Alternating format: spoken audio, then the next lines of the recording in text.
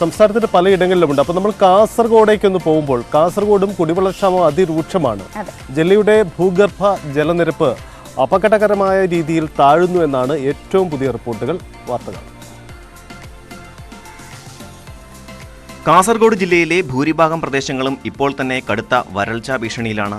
മിക്ക ജലാശയങ്ങളിലും ഭൂഗർഭ ജലനിരപ്പ് താഴ്ന്നു. മിക്ക കിണറുകളിലും വെള്ളം വറ്റി. ഈ സാഹചര്യത്തിലാണ് ഭൂഗർഭ ജലനിരപ്പ് താഴുന്നത് കാസർഗോഡിന് ആശങ്കയാകുന്നത്. കാസർഗോഡ് ജില്ലയിലാണ് സംസ്ഥാനത്ത് ഭൂഗർഭ വിനിയോഗം ഏറ്റവും കൂടുതൽ.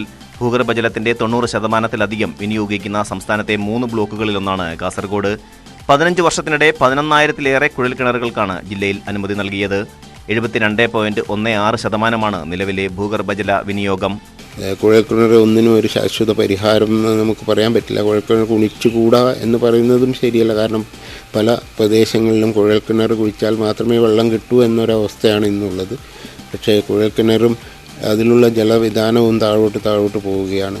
ധാരാളം കൂടുതൽ വെള്ളം ഉപയോഗിക്കുന്നത് കൊണ്ട് അതിനും ഒരു നിയന്ത്രണം നമ്മൾ വെക്കേണ്ടതാണ്. ജില്ലയിൽ ഭൂഗർഭ ജലവകുപ്പ് നിരീക്ഷണം നടത്തുന്ന 66 കിണറുകളിൽ 36 എണ്ണത്തിലും ജലനിരപ്പ് കുറഞ്ഞിട്ടുണ്ട്. അമിത ജലചൂഷണം തടയാൻ ജാഗ്രത പുലർത്തണമെന്നാണ് ഭൂഗർഭ ജലവകുപ്പ് അധികൃതർ നൽകുന്ന മുന്നറിയിപ്പ്. ന്യൂസ് 18 കാസർഗോഡ്.